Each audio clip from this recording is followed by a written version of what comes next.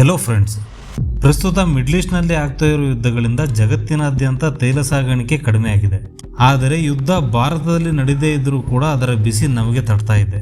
ಹಾಗಾದರೆ ಈ ಗ್ಯಾಸ್ಗಳ ವಿಚಾರದ ಬಗ್ಗೆ ಮಾತಾಡಿದಾಗ LPG, CNG, PNG ಮತ್ತು LNGಗಳ ಬಗ್ಗೆ ನೀವೆಲ್ಲ ಕೇಳಿರ್ತೀರ. ಈ ವಿಡಿಯೋದಲ್ಲಿ ಅವುಗಳ ಬಗ್ಗೆ ಸಂಪೂರ್ಣವಾಗಿ ತಿಳಿಯೋಣ. ನ್ಯಾಚುರಲ್ ಗ್ಯಾಸ್ ಅಂದರೆ ತೈಲದ ರೀತಿಯಲ್ಲಿರೋ ಒಂದು ಇಂಧನ. ಇದರಲ್ಲಿ ಪ್ರಮುಖವಾಗಿ ಮೀಥೇನ್ ಇರುತ್ತೆ. ಈ ಮೀಥೇನ್ ಅಲ್ಲದೆ ಇದರ ಜೊತೆ ಕಡಿಮೆ ಪ್ರಮಾಣದಲ್ಲಿ ಕಾರ್ಬನ್ ಡೈಆಕ್ಸೈಡ್, ನೀರಾವಿಗಳು ಕೂಡ ಸೇರಿರುತ್ತವೆ. ಈ ನ್ಯಾಚುರಲ್ ಗ್ಯಾಸನ್ನು ಕೇವಲ ಇಂಧನವಾಗಿ ಮಾತ್ರ ಅಲ್ಲದೆ ರಾಸಾಯನಿಕಗಳಾಗಿ ಮತ್ತು ವಿವಿಧ ವಸ್ತುಗಳ ತಯಾರಿಕೆಗಳಲ್ಲಿ ಕೂಡ ಉಪಯೋಗಿಸ್ತೀವಿ. ಆದರೆ ಈ ನ್ಯಾಚುರಲ್ ಗ್ಯಾಸ್ ಹುಟ್ಟೋದಕ್ಕೆ ತುಂಬ ದೊಡ್ಡ ಚರಿತ್ರೆ ಇದೆ.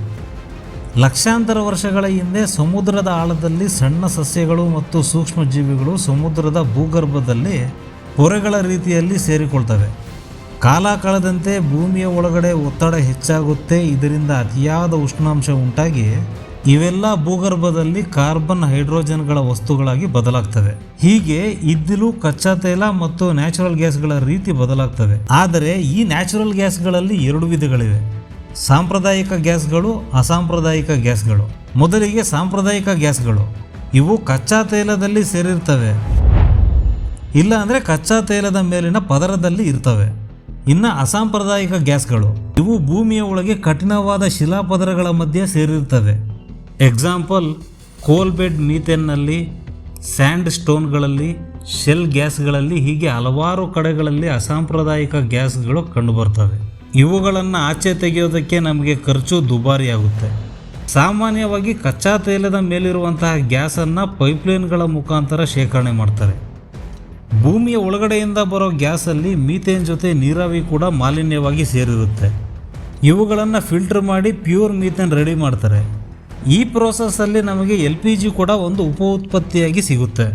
ಹೀಗೆ ಶುದ್ಧಿ ಮಾಡಿದ ಗ್ಯಾಸ್ಗಳನ್ನು LPG, CNG, PNG, LNGಗಳ ರೀತಿ ಬಳಕೆ ಮಾಡ್ತೀವಿ. ಈಗ ನಮ್ಮ ಮೈನ್ ಟಾಪಿಕ್ನ ಶುರು ಮಾಡೋಣ. LPG ಅಂದರೆ ಏನು? LPG ಅಂದರೆ ಲಿಕ್ವಿಫೈಡ್ ಪೆಟ್ರೋಲಿಯಂ ಗ್ಯಾಸ್. ಇದರಲ್ಲಿ ಪ್ರೋಪೇನ್ ಮತ್ತು ಬ್ಯೂಟೇನ್ಗಳು ಸೇರಿರ್ತವೆ. ಈ LPG ನಮಗೆ ಎರಡು ರೀತಿ ಸಿಗುತ್ತೆ. ಮೊದಲನೇದು, ರಿಫೈನರಿ ಟವರ್ನಲ್ಲಿ ಕಚ್ಚಾ ತೈಲವನ್ನು ಬಿಸಿ ಮಾಡಿದಾಗ ಮೇಲಕ್ಕೆ ಬಂದ ಗ್ಯಾಸ್ಗಳು ಪ್ರೋಪೇನ್ ಮತ್ತು ಬ್ಯೂಟೇನ್ಗಳಾಗಿ ವಿಭಜನೆ ಆಗ್ತವೆ. ಇವುಗಳನ್ನು ಸಿಲಿಂಡರ್ಗಳಲ್ಲಿ ತುಂಬಿ LPGಗಳಾಗಿ ಬಳಕೆ ಮಾಡ್ತೀವಿ. ಇನ್ನು ಎರಡನೇದು, ಭೂಮಿಯಿಂದ ನ್ಯಾಚುರಲ್ ಗ್ಯಾಸನ್ನು ಹೊರಗಡೆ ತೆಗೆದಾಗ ಅದರಲ್ಲಿ ಮೀಥೇನ್ ಜೊತೆ ಪ್ರೋಪೇನ್ ಮತ್ತು ಬ್ಯೂಟೇನ್ಗಳು ಕೂಡ ಸೇರಿರ್ತವೆ. ಶುದ್ಧೀಕರಣ ಮಾಡೋ ಪ್ರೋಸೆಸ್ಸಲ್ಲಿ ಪ್ರೋಪೇನ್ ಮತ್ತು ಬ್ಯೂಟೇನ್ಗಳನ್ನು ಸಪ್ರೇಟ್ ಮಾಡಿ ಸಿಲಿಂಡರ್ಗಳಲ್ಲಿ ಶೇಖರಣೆ ಮಾಡ್ತಾರೆ. ನೀಲಿ ಬಣ್ಣದ ರೀತಿಯಲ್ಲಿರೋ ಈ LPGನ ಪ್ರಮುಖವಾಗಿ ಅಡುಗೆ ಗ್ಯಾಸ್ ರೀತಿಯಲ್ಲಿ ಬಳಕೆ ಮಾಡ್ತೀವಿ. CNG ಅಂದರೆ ಏನು? CNG ಅಂದರೆ ಕಂಪ್ರೆಸ್ಡ್ ನ್ಯಾಚುರಲ್ ಗ್ಯಾಸ್. ಇದರಲ್ಲಿ ಪ್ರಧಾನವಾಗಿ ಮೀಥೇನ್ ಅನಿಲ ಇರುತ್ತೆ. ನ್ಯಾಚುರಲ್ ಗ್ಯಾಸ್ಗಳಲ್ಲಿ ಅತಿ ಹೆಚ್ಚು ಒತ್ತಡದಲ್ಲಿ ಕಂಪ್ರೆಸ್ ಮಾಡಿ ಒಂದು ಸಿಲಿಂಡರ್ನಲ್ಲಿ ಈ ಗ್ಯಾಸನ್ನು ತುಂಬ್ತಾರೆ. ಕಾರ್, ಆಟೋ, ಬಸ್ಗಳ ರೀತಿಯ ವಾಹನಗಳಲ್ಲಿ CNG ಗ್ಯಾಸ್ನ ಬಳಕೆ ಮಾಡ್ತಾರೆ. ಇದು ಪೆಟ್ರೋಲ್, ಡೀಸೆಲ್ಗಳಿಗೆ ಕಂಪೇರ್ ಮಾಡಿದರೆ ತುಂಬ ಕಡಿಮೆ ಪೊಲ್ಯೂಷನ್ ಬಿಡುಗಡೆ ಮಾಡುತ್ತೆ. LNG ಅಂದರೆ ಏನು? LNG ಅಂದರೆ ಲಿಕ್ವಿಫೈಡ್ ನ್ಯಾಚುರಲ್ ಗ್ಯಾಸ್.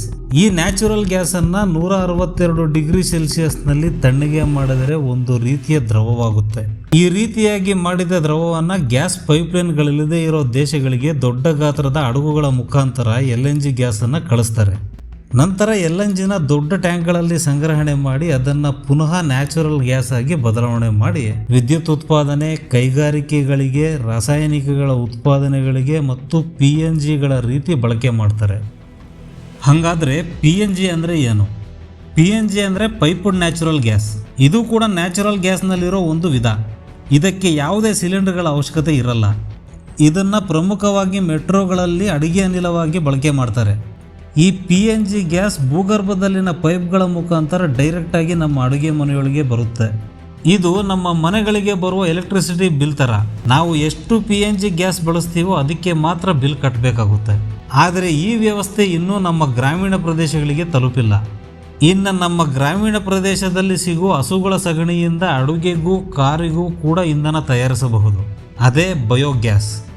ಅಂದರೆ ಹಸುಗಳ ಸಗಣಿಯನ್ನು ಗಾಳಿಗೆ ಸೇರಲು ಬಿಡದೆ ಕೊಳೆಯುವಂತೆ ಮಾಡಿದಾಗ ಈ ಬಯೋಗ್ಯಾಸ್ ಸೃಷ್ಟಿಯಾಗುತ್ತೆ. ಈ ಬಯೋಗ್ಯಾಸ್ನಲ್ಲಿರೋ ಮಾಲಿನ್ಯಗಳನ್ನು ಶುದ್ಧೀಕರಣ ಮಾಡಿದಾಗ 95% ಶುದ್ಧ ಮೀಥೇನ್ ಸಿಗುತ್ತೆ. ಈ ರೀತಿ ಶುದ್ಧೀಕರಿಸಿದ ಮೀಥೇನನ್ನು ಅತಿಯಾದ ಒತ್ತಡದಿಂದ ಸಿಲಿಂಡರ್ನಲ್ಲಿ ತುಂಬಿದಾಗ ಅದನ್ನು ಬಯೋ CNG ಅಂತ ಕರೀತಾರೆ.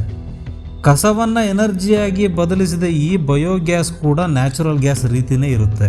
ಆದ್ದರಿಂದ ಈ ಬಯೋಗ್ಯಾಸ್ನ ಕೂಡ ವಾಹನಗಳಲ್ಲಿ ಇಂಧನವಾಗಿ ಬಳಸ್ತಾರೆ. ಈ ವಿಡಿಯೋದಲ್ಲಿ ಹೇಳಿದ ಪಾಯಿಂಟ್ಗಳನ್ನು ಕ್ವಿಕ್ಕಾಗಿ ಒಂದು ಸಲ ನೋಡೋಣ. LPGನಲ್ಲಿ ಪ್ರೋಪೇನ್ ಮತ್ತು ಬ್ಯೂಟೇನ್ ಇರುತ್ತೆ. ಇದನ್ನು ಅತಿ ಹೆಚ್ಚಾಗಿ ಅಡುಗೆ ಮನೆಗಳಲ್ಲಿ ಬಳಸ್ತಾರೆ. CNGನಲ್ಲಿ ಮೀಥೇನ್ ಇರುತ್ತೆ. ಇದನ್ನು ಟ್ರಾನ್ಸ್ಪೋರ್ಟ್ ಫ್ಯೂಯಲ್ ಅಂತಾರೆ. LNGನಲ್ಲಿ ಅತಿ ಒತ್ತಡಕ್ಕೆ ಗುರಿ ಮಾಡಿದ 162 ಡಿಗ್ರಿ ಸೆಲ್ಸಿಯಸ್ನಲ್ಲಿ ದ್ರವ ರೂಪದಲ್ಲಿ ಮೀಥೇನ್ ಇರುತ್ತೆ. ಇದನ್ನು ಹಡಗುಗಳ ಮೂಲಕ ಸಾಗಾಣಿಕೆ ಮಾಡಿ ಕೈಗಾರಿಕೆಗಳಲ್ಲಿ ಬಳಸ್ತಾರೆ. PNGನಲ್ಲಿ ಅತಿ ಕಡಿಮೆ ಒತ್ತಡದಲ್ಲಿ ಪೈಪ್ಲೈನ್ ಮೂಲಕ ಅಡುಗೆ ಮನೆಗಳಿಗೆ ತಲುಪುವ ಮೀಥೇನ್ ಇರುತ್ತೆ. ಇದು ಗಾಳಿಯ ತೂಕಕ್ಕಿಂತ ಕಡಿಮೆ ಇರುತ್ತೆ. ಇದನ್ನು ಅಡುಗೆ ಮನೆಗಳಿಗೆ ಮತ್ತು ವಾಣಿಜ್ಯ ಚಟುವಟಿಕೆಗಳಿಗೆ ಬಳಕೆ ಮಾಡ್ತಾರೆ. ಬಯೋಗ್ಯಾಸ್ ಕಸದಿಂದ ಇಂಧನವಾದ ಪ್ರಕ್ರಿಯೆಯಾಗಿದೆ. ಇಲ್ಲಿವರೆಗೆ ನೋಡಿದ್ದೀರಿ ಅಂದರೆ ಈ ವಿಡಿಯೋ ಇಷ್ಟ ಆಗೇ ಇರುತ್ತೆ. ಇಷ್ಟ ಆಗಿದ್ದರೆ ಈ ವಿಡಿಯೋ ಲೈಕ್ ಮಾಡಿ, ತಪ್ಪದೆ ನಮ್ಮ ಚಾನಲನ್ನು ಸಬ್ಸ್ಕ್ರೈಬ್ ಮಾಡಿ. ಧನ್ಯವಾದಗಳು.